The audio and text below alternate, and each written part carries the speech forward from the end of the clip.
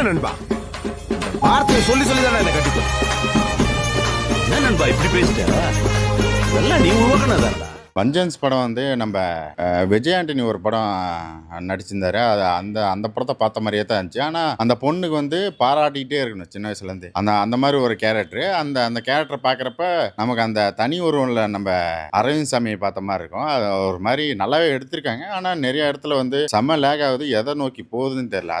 அது ஒன்று தான் இந்த படத்துக்கான பிரச்சனையாக இருக்குது. இன்னும் நல்லா பண்ணியிருக்கலாம் அப்படி தான் தோணுது. ஏன்னா அரசியல் சட்டையை எடுத்தோன்னா நிறையா வந்து அரசியலை பற்றி தெளிவாக பேசியிருக்கணும். அந்த தெளிவாக பேசாதனால தான் இந்த படங்களை வந்து எனக்கு தெரிஞ்சு கேட்சி ஆகல, நமக்கு கனெக்ட் ஆக மாட்டேங்குது. வெஞ்சன்ஸ் கொடி படத்தில் த்ரிஷா பார்த்த மாதிரி இருக்குது. அந்த இப்படி லேடி வந்து பொலிட்டிஷியனாக இருந்தால் எப்படி ஒரு சைக்கோ பொலிட்டிஷியன், வெஞ்சன்ஸ் வச்சதுக்கு பதிலாக சைக்கோ பொலிட்டிஷியன் அப்படின்னு வைக்கலாம். ஒரு விளம்பரம், சைக்கோ விளம்பரம்னு வச்சுருக்கலாம். ஏன்னா ஒரு பப்ளிசிட்டி பைத்தியம் தான் அந்த கேரக்டரு. நல்லவங்களா கெட்டவங்களான்னு சம்டைம் நல்லது பண்ணியாவது பப்ளிசிட்டி பண்ணணும், ஏதோ ஒன்று பண்ணியாவது பப்ளிசிட்டி பண்ணுற மாதிரி ஒரு கேரக்டர் அசைன் பண்ணியிருக்காங்க. ஃபஸ்ட்டு ஒரு அரை மணி நேரம் நல்லா ஜாலியாக போயிட்டு இருந்துச்சு, ஒரு இன்ட்ரெஸ்ட்டாக ஏதோ இருக்குன்ட்டு பார்த்தோம். அப்புறம் பார்த்தா கொஞ்சம் அப்படி கிரிஞ்சா அது இதுன்னு போய் எப்படா முடிப்போம் அப்படிங்கிற மாதிரி ஆயிடுச்சு. விஜய் ஆண்டனி கூட கனெக்ட் ஆயிடுச்சு, ஆனால் இந்த படங்கள் கனெக்ட் ஆகலை. அதுதான் இந்த படத்தோட வருத்தமாக இருக்குது. அப்புறமேட்டு வேணின்னு அந்த ஹீரோயின் கேரக்டர் நடிச்சிருப்பாங்க. அந்த கேரக்டர் வந்து சின்ன வயசு கேரக்டர் ஒன்று பண்ணியிருப்பாங்க. அந்த பொண்ணு ரொம்ப சூப்பராக பண்ணியிருக்கோம். நமக்கு வந்து பாராட்டே கிடைக்காத இடத்துல வந்து நல்லா படித்து ஒரு இடத்துல அவங்க அப்பா ஒரு இடத்துல மோட்டிவேஷன் பண்ணுவார். அதுக்கப்புறமேட்டு அந்த பொண்ணு தொடர்ந்து பாராட்டுகள் மட்டும்தான் எங்க நம்ம. இந்த ஸ்பைடியில் வந்து இந்த பணம் கிடைக்கலையான்னு சொல்லிட்டு இவராக கொல்ல ட்ரை பண்ணுவார். அந்த மாதிரி நிறைய சீன்ஸ்லாம் வந்து இந்த படத்தில் பார்க்குற மாதிரி. இதானா அந்த கேரக்டரில் வேறு யாராவது பெரிய ஹீரோயின் நடிச்சிருந்தானா இன்னும் கொஞ்சம் நல்லா ஓடி இருக்குன்னு நினைக்கிறேன். அதுக்கு தகுந்த மாதிரி கதைகள் மாறி இருக்கும். எடுத்தோடனே பார்த்தீங்கன்னா 2042 காட்டுறாங்க. வெளியே ஃப்ளைட் அது ஏதோ காட்டுறாங்க. நான் என்ன விளம்பரம் போகிறாங்களா ட்ரெய்லர் போகிறாங்களா எடுத்தோன்னே படத்துக்குள்ள வச்சு இது வெப் சீரிஸ் பழகுது. அது வந்து படமாக விட்டாங்க. ஏன்னா எபிசோடாக தான் வரும். கதாநாயகி அவர்கள் நல்லா நடிச்சிருக்காங்க. அவங்க ஃபேஸ் கட் நம்ம கண்ணிலே இருக்குது. ஏன்னா full and full frame by frame அந்த ஹீரோயினியே தான் எல்லா ஃப்ரேம்லேயும் வராங்க. ஒரு மெயின் லீடு எடுத்து நடிச்சிருக்காங்க. ஸோ அப்ரிஷியேட் பண்ணலாம். பட் இன்னும் கொஞ்சம் அழுத்தமாக இருந்திருக்கணும், கதை களம் கொஞ்சம் ஸ்ட்ராங்காக இருந்திருக்கு. ஏன்னா எல்லா பொலிட்டிஷியனும் துபாகூர் மாதிரி காட்டிவிட்டு இந்த லேடி மட்டும்தான் ரொம்ப புத்திசாலி மாதிரியும் காட்டுறாங்க. மற்றவங்கெல்லாம் அந்த ஆளுங்கட்சியும் சரி எதிர்கட்சியும் சரி அவங்க வந்து ஒரு காமெடியாக காட்டிட்டு ரொம்ப கேவலமாக காட்டுற மாதிரி காட்டியிருக்காங்க. பட் இந்த ஹீரோயின் வந்து இப்போ தான் சைடுலேருந்து மெயினுக்கு வந்திருக்காங்க. நமக்கு பெருசாக கனெக்ட் ஆக மாட்டேங்குது. இல்லை நிறைய இடத்துல கிரிஞ்சாக தான் இருக்குது. நம்ம ரியாலிட்டியெல்லாம் பார்க்கவே இல்லை. அந்த ஃபஸ்ட்டு சீன்லேயே ரியாலிட்டி தொலைஞ்சு போயிடும்.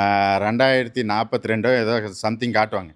ஒரு வீடு மட்டும் அது அப்படியே இருக்கும். அது ஏன் இருக்குதுன்னு தெரியல. கிளைமேக்ஸ்லேயே அதை சொல்லவும் இல்லை. அது ஒரு மாதிரி அதை கொண்டு போயிட்டாங்க. அதுக்கப்புறமேட்டு அந்த கிழவி யார் அதில் வேறு செகண்ட் பார்ட்டில் தான் சொல்லுவாங்களா. ஃபஸ்ட்டு பார்ட்டில் பிடுங்கன்னு பார்த்தாது. செகண்ட் பார்ட்டில் போய் அந்த டைம் ட்ராவல் பண்ணி நாங்கள் அந்த மறு வச்சு அந்த வேணி தான் அந்த கிழவின்னு கண்டுபிடிக்கிறதுக்குள்ளே எங்களுக்கெல்லாம் மண்டவழியே வந்துருச்சு. அந்த கிழவி தான் அவளோட கதையை தான் சொல்லிட்டு இருக்கிறாளா அப்படின்னு நினச்சிங்க. நம்ம டைட்டானிக் படம்லாம் மைண்டில் ஏன்டா இப்படி பண்ணி வச்சுக்கிறீங்க. செந்தில் வருவார், பாலாஜி வருவார், செந்தில் பாலாஜி வேலு இந்த மாதிரி எல்லா பேரும் அப்படி வச்சுருக்காங்க. அப்புறம் டெல்லியிலேருந்து பிஎம் நார்மலாக நம்ம பிரதமர்லாம் இப்படி கான்டாக்ட் பண்ணி பேசுவாங்களான்னு தெரியாது. டேரெக்டாக பிரதமரை காட்டுவாங்க ஃபுல் அண்ட் ஃபுல். ஆனால் கற்பனை காட்டாங்க. தமிழ்நாடுன்னு காட்டலை, தாய் நாடுன்னு காட்டாங்க. ஃபுல் அண்ட் ஃபுல் கற்பனை தான், யாருமே இது பண்ணல. பட் ஆனால் சம்டைம் அந்த சில சீன் மாஸ் மாதிரி காட்டியிருக்காங்க.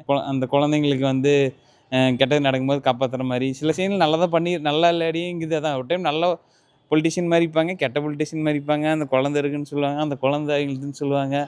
இது வந்து இப்போ கேஜிஎஃப்பில் எடுத்து சொல்கிற மாதிரி ஒரு பாட்டி எடுத்து சொல்லிட்டு இருக்கோம். அதில் ஒரு ட்விஸ்ட் இருக்கும். மூக்கிலே எங்கள் மச்சம் இருக்கும், அதை வச்சே கண்டுபிடிச்சிடலாம் அந்த பாட்டி யாருன்னு. எனக்கு அது புரியவே மாட்டேங்குது. அந்த வேணிங்கிற கேரக்டர் வந்து ஃபஸ்ட்டு நல்லா இப்போ கொண்டு போனாங்க. ஒரு 1/4 மணி நேரம்னு நினைக்கிறேன். அந்த பொண்ணு சின்ன பொண்ணுலேருந்து கொஞ்சம் பெரிய பொண்ணு ஆகிற வரையும் நல்லா கொண்டு போயிருந்தாங்க. அதுக்கப்புறமேட்டு அதுக்கு ஒரு குழந்தை இருக்குதுன்னு சொல்கிறாங்க. அதுக்கு புருஷன் யாருன்னு தெரில. இப்படி டேரெக்டாக டிஎம்கே தாக்கியிருக்காங்க, எல்லா கட்சியும் தாக்கியிருக்காங்க. அப்புறமேட்டு நடுவில் விஜயும் தாக்கிட்டு போய்க்கிறாங்க. அந்த ஒரு ஆக்டரை வச்சு நம்ம டைவெர்ட் பண்ணலாம் அப்படின்னு சொல்கிற மாதிரி விஜய் வந்து ஒரு இடத்துல வந்து அந்த டிராயிங்காக போட்டு தாக்கியிருக்காங்க. அந்த ஹீரோயின் வரும்போது ஒரு பீட்டு இருக்கும், அது நல்லா இருக்கும். மேலுமே அவங்க நல்லா ஸ்லோ மோஷன் நிறையா காட்டியிருக்காங்க. ஓகே, ஓரளவு ஒரு டைம் பார்க்கலாம். கஷ்டப்பட்டு பார்த்துட்டோம், ஒரு டைம் பார்க்கலாம். ஏன்னா ஒவ்வொரு சீல் நல்லா இருக்குது, யோசிச்சுக்கிறாங்க. பட் இன்னும் கொஞ்சம் பெட்டராக பண்ணியிருந்தால் இன்னும் சூப்பராக இருந்திருக்கும். அங்கங்கே இன்னும் ட்விஸ்ட் வச்சுருந்துருக்கலாம். ஓகே, ஒன் டைம் பார்க்கலாம். ஏன் இந்த படத்துக்கு அது தேவையில்லைதான். ஆனால் தேவையில்லாத விஷயங்களே இந்த ஏதாவது ஒரு கான்ட்ரவர்சி கொண்டு வரணுமே அப்படின்னு சொல்லிட்டு கொண்டு வர்றதுக்காக தான் இந்த படத்தை எடுத்து வச்சுக்கிறாங்க. இந்த அரசியல் இதில் இதை வச்சு ஓட்டுறாங்க. நமக்கு நமக்கு அந்த ஒரு ஒரு சர்டன் ஸ்டேஜுக்கு மேலே உட்காந்து பார்க்க முடியல. அதுதான் பிரச்சனையாக இருக்குது. ஏன்னா இந்த ஓவராலாக ஆவரேஜ் தான், பிலோ ஆவரேஜ் தான்.